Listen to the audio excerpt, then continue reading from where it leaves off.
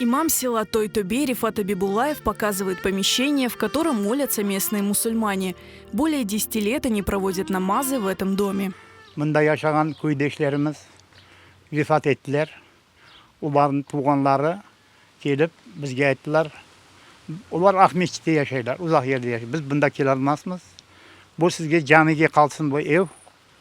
Şu yaşayan kişilerin ruhlarına eğer kelgende namazlarda bir dua etseniz bizge olar dediler. Ana şunu yapamız bizler.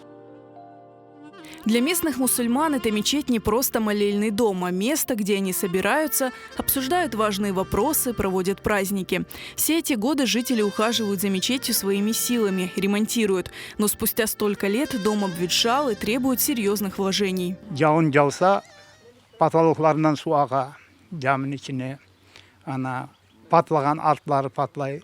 В общем, ремонт керек енді, yaxşı kapitalный ремонт керек. Полностью тамын ауыстырыш керек, крышасын. Отмостка етіш керек.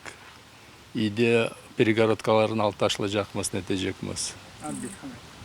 В общем, ремонты несі көп. Мына берге пристройка yapacakмыз да, веранда болacak.